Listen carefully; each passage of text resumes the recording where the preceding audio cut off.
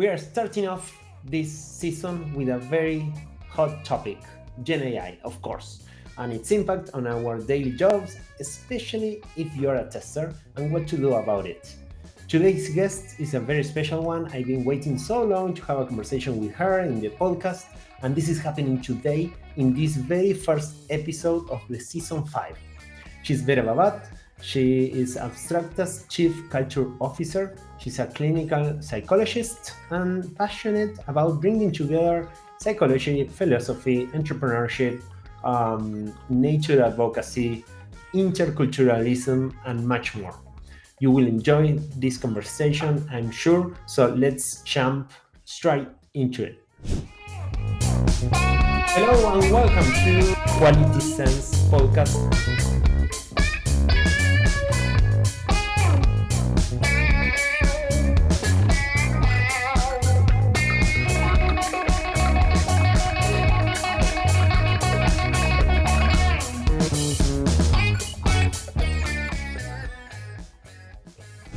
Hello, Vera. Hello, Fede. Thanks for having me. Finally, we are doing this.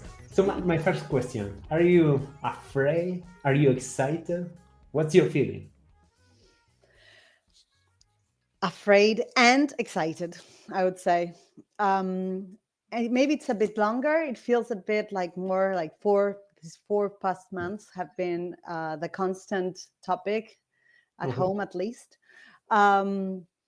But there is a sense of great excitement and there is possibility everywhere. But every time you try it out, you try all these AIs or these generative AIs, every time you do something, you're questioning, so what's going to happen next, right? Don't you have that feeling too? Yeah, absolutely. And we have been having this conversation for a long time, meaning a couple of months, about how our roles in the company, how our roles in the society, our jobs are going to change.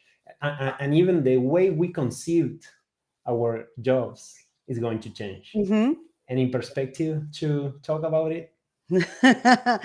So when we were discussing this previously, we mentioned always to go back in history to think about when was this happened? Has this ever happened before?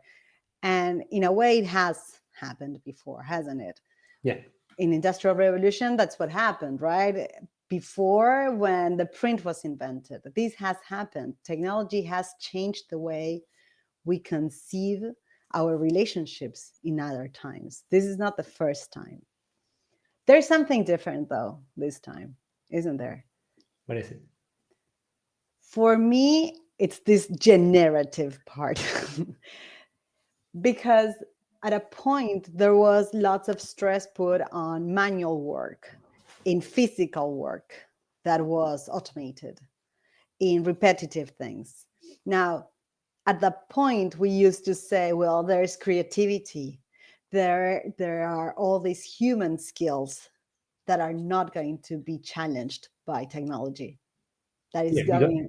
Because in the past, it was always the physical labor, the cheap labor that was... Well, yes. And in many countries, this labor wasn't replaced by technology because it's so cheap, it's so underpaid, that then the technology does not compensate sometimes the investment of technology, and they still have, well, low wages, you have poor working conditions, right?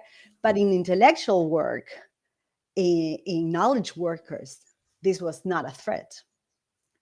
Until now. And so we are here. Yeah.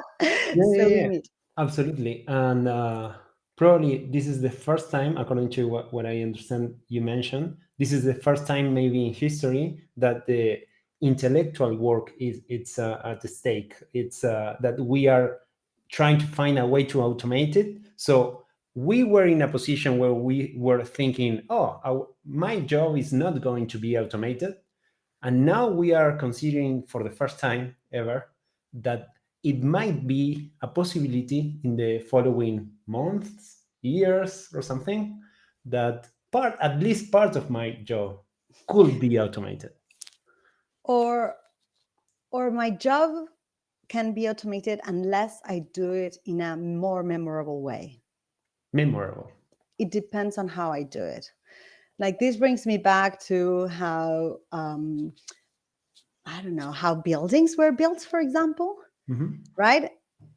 There was a time when every brick was signed by the creator. It was a creation, right? But then it became more mass processed, or the way clothes were done, right? Then became mass production. Mass production took all that away from that. Like, the craftsmanship stopped being so important, and we appreciated more volume over quality. There's something here about it when we're talking about, well, we are needing lots of content to produce for our copies. Let's think about copywriters. Well, you need volume. Let's have ChatGPT do the copies for you. You introduce some ideas and then off you go. And at that point, it works because it does it at a very rapid pace. It does it incredibly well. But after you read many of these, they become kind of repetitive, don't they? Have you tried it out? What's your take on that? Yeah, of course I tried. I'm using it. I would say every day. But at the same time, I typically ask other people the question: can you notice if this was automatically generated or it was originally written for me by me? Um, because it's kind of, I'm checking if I'm still me Uh-huh. in the way I'm communicating with the rest of the people, because I don't want to lose my identity Or when your credibility, right? Because yeah. now somebody else is writing and putting something in my mouth, like saying something in my name. Mhm. So you've worked over this credibility, but now you go on LinkedIn and you don't know who's there. Yeah, Do you? absolutely. Many times you don't. We are ourselves, by the way. This is me, a little bit makeup, but it's me. It's not Mid Journey style. Not Because yet. we are losing touch with who's who. Is this real? Is this not real? Yeah, yeah, it's happening all the time. When I read a piece of new content, meaning uh, after March this year, Mm-hmm. I'm considering, was this generated with ChatGPT or with some sort of AI tool? Mm-hmm. And as you mentioned, many of the things start to have the same structure or the same sort of sentences or style. Mm-hmm. So it's, in a way, it's kind of, we were discussing this the other day. We are like normalizing all the different possibilities. If we think of Gaussian curve, Mm-hmm. it's like we are losing the extremes. And with every iteration, with more and more people generating more content with the chat, we are providing more inputs in the future that actually those inputs were generated with the chat. So every time is going to be, will be doing things that are more and more similar. Mass production. Yeah, mass production Mass again, production. less Personalized. personalized, or the art part of it Mm-hmm. going to be. Unless you're willing to pay for it. Yeah, and again, we are The mentioning, premium experience. yeah, we are mentioning again something that is impacting the, not only the way we work, but also the society, how the society works. Mm-hmm. Because there will be a premium experience and a normalized auto-generated experience Yeah. that probably is cheaper, so we can provide more of that to more people that maybe today they cannot afford to pay the premium, Mm-hmm. which is better in a way because we are increasing the lower end. There is a democratization because, Mhm. for example, when we're talking about medicine, um, many people say that with automated generated responses, there is a democratization, for example, of solutions, of medical solutions, diagnosis in remote areas. Nobody can complain about that, right? I Yeah. mean, that should be great. And the egos of those who will be harmed, well, it should be put aside because there's a greater good behind that. However, there are egos of people that are going to be left aside. There are uses that are not so positive. There are other uses that can be um, that need to be regulated, need uses that need to be considered on the impact they're going to have in society and the ever increasing this Gaussian curve that you were talking about. As we're flattening this curve, right, or we're making it more like a block, there is a greater gap happening. So we need to consider that the effect that this technology is going to have in our society and how to bridge the gaps so that we don't go into inequalities and societies that are not going to be the places where we want to live, right? Where everybody, I mean, the impact this is going to have in the job market is definitely going to it needs to be considered. Yeah. And there are many people that have been working on this that are worried. And when that happens, it worries me. It's like, well, if these people are, if Yeah. these people that know the impact that this technology can have are worried to this extreme, well, maybe it's something that we need to pay closer attention. And as people who are aware of the technology, we are early adopters who are using it, how can we help others use it also and adapt the skills that we need to work for other workers to adapt to this very rapid, I mean, the pace at which we are changing, It's crazy. it's so rapid. Yeah, and you are asking a very interesting question, because in most of the cases I hear people saying, what should I be learning today in order not to be excluded in the future? But it's not only me the one who should be enjoying a better life in the future, but we should care about the whole society. And so a Well, different but question. that's not human nature, right? Human nature implies that we are all going to be asking first about ourselves, our loved ones, and then the greater good, because we have become very selfish also. As communities have eroded, you know, societies are not as closely knit as they used to be. So people are finding very selfish solutions sometimes to this problem. Now, once we cover the skills that we need to hone in ourselves, we can share that also to others, because there are some people that won't have that ability to bridge that gap between what is happening now, whose needs are much more immediate. Or today I was talking to teachers who don't know exactly, because they are not immersed in this world, they are immersed in other worlds. So we need to work not just with people who are seeing the problem now, but also thinking about the future, so that we can help bridge that gap for other generations and we don't get lost there. So, without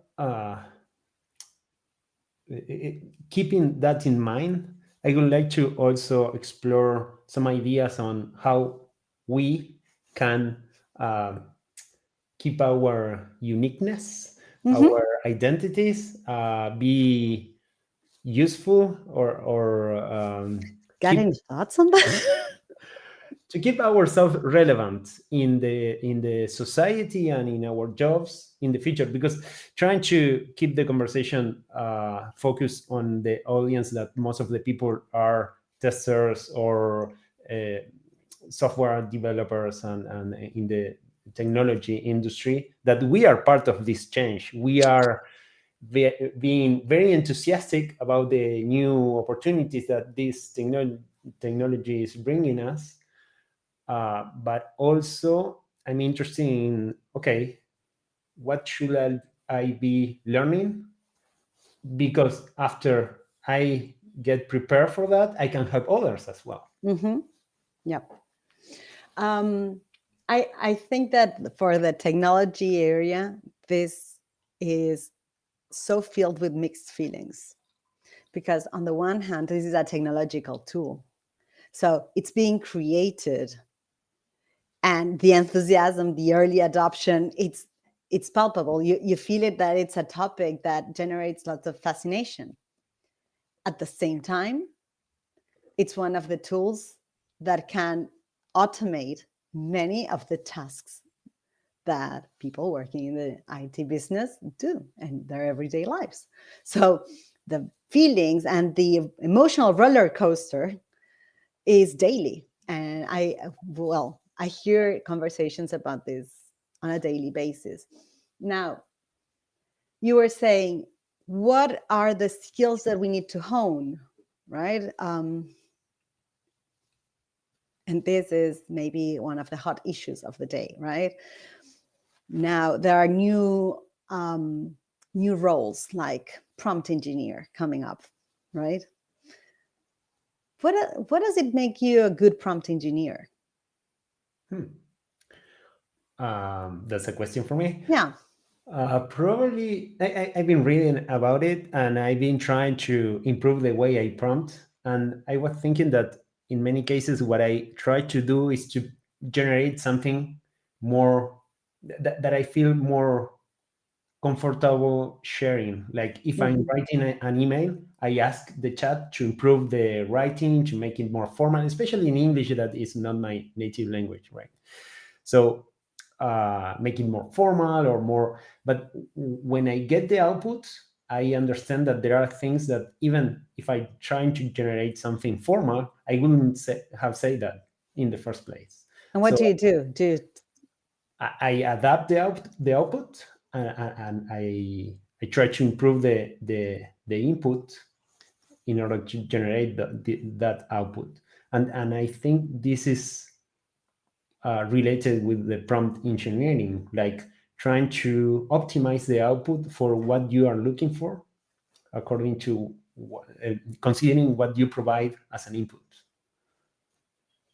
Is that aligned with what you have in mind? Considering what you were putting as the input, I I understand that prompt engineering is very much connected to asking the right questions, Mhm. right? Speaking as little as possible, being as as summarized as possible, so that you can make your prompt more complete. But there's something that it's not very talked about, that it has to do with the previous knowledge or the general knowledge that you need to have to make those prompts, or the curiosity that you need to question that prompt all the time. And that thirst for knowledge that we used to defend and say, well, this is one of our um, key core skills, our ability to learn, our desire for knowledge, that we know that was a symptom of mental health, even, right? Of desire of knowledge, that still remains true, you know.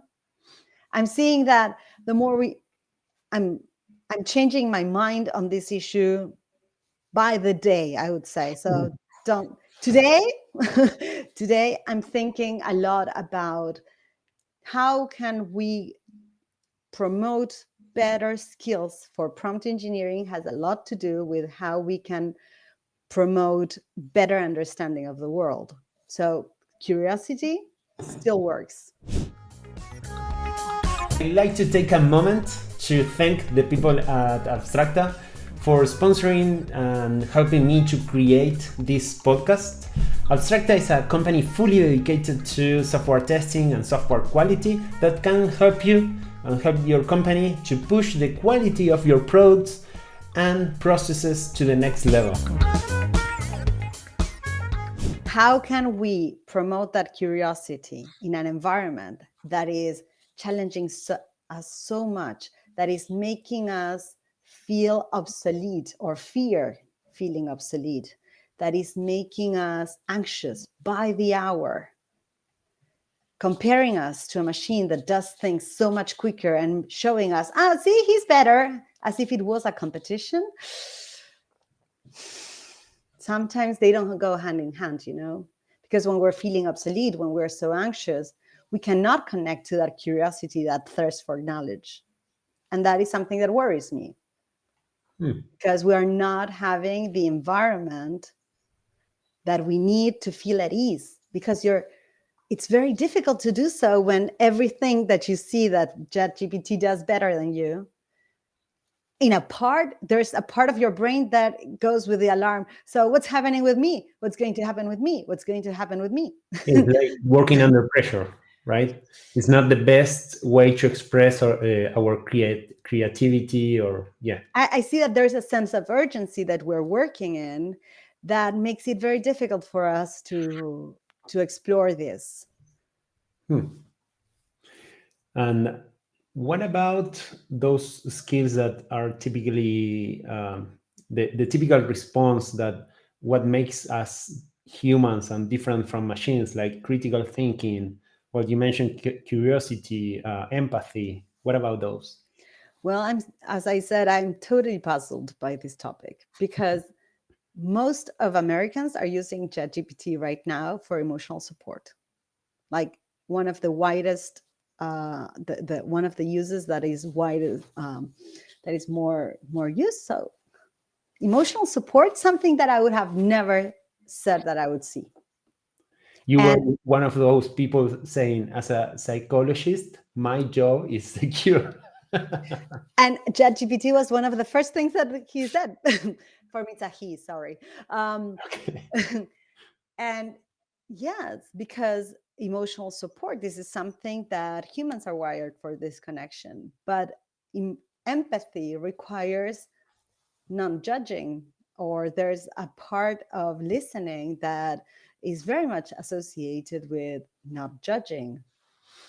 And well, it's very kind. I mean, there is a decision there in the creators of the technology of making ChatGPT polite and and it's not just polite, but he's very polite. And this is something that was frowned upon or scoffed at, looked down as, oh, these are manners.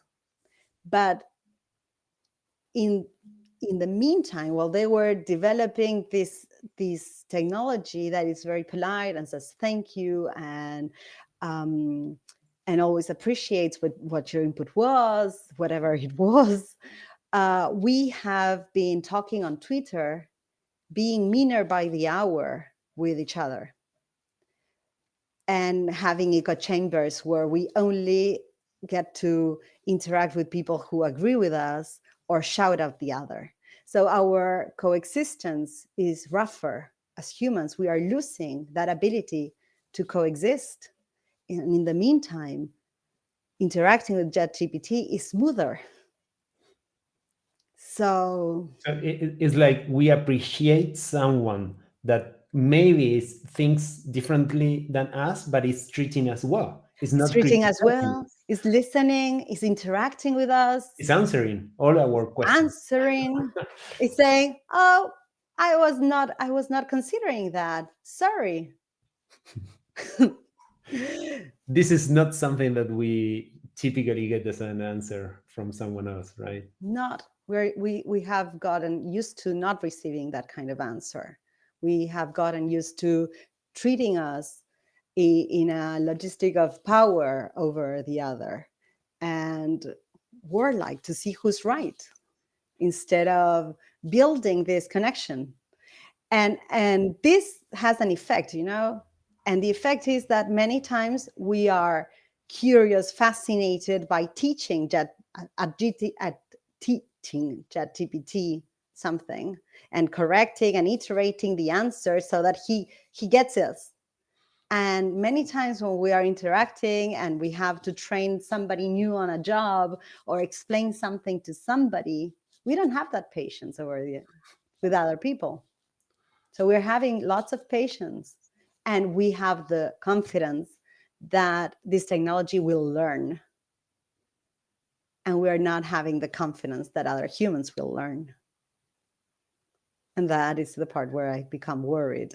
Well, so in some cases, it's more human than us. Or we behave more humanly with Mhm. ChatGPT than to other humans. There is one thing that you are doing, that you are showing that you are doing, that I think it's one of the most important things that get us apart from the machine, which is questioning the outputs, questioning what's happening, questioning what could happen, and the chat is only answering right now, at least by now. And a risk that I see in this idea, in this curiosity also, is that we are getting more lazy as we get more answers and more things done by the machine. So probably one of the most important things for us is to keep that curiosity, to keep questioning the outputs, of course, critical thinking, and applying all this knowledge that we had from before in auditing, in editing the outputs, Yes. and making it better, and making it like something that we can relate to that output, right? So, as a psychologist that works with you, I need to make two clarifications over that. One is that interdiscipline is very important, and coexistence, knowing how to work with other people who are different from you, enriches us. And this is not something that many times people in technology do. They, because we are from technology, we are building tools that makes us feel that we have all the solutions that the world needs depend on technology. But there are certain questions that we are not addressing. So I stimulate you guys on the other side to integrate more people from other disciplines, to question more, and to hear what other social actors have to say about these technologies that we are creating, because they have serious implications in the world that we live in. And the other thing is that these skills have a lot to do with those, or this ability to question works on philosophy, right? And it's not something that we're inventing it, but our brain is very lazy. And neuroscience has something to say about this. It's unless we use these abilities, unless we exercise this skill of questioning ourselves, of having dialogues, of having conversations and reflecting on situations, we're going to get used not to do it. And we're going to stop doing it altogether, because we are obsessed with productivity. And this is showing us that, well, we can be more productive, and we can. And that can be good for some things. But what are we going to do with those extra minutes that we're going to get? I think this is an excellent wrap.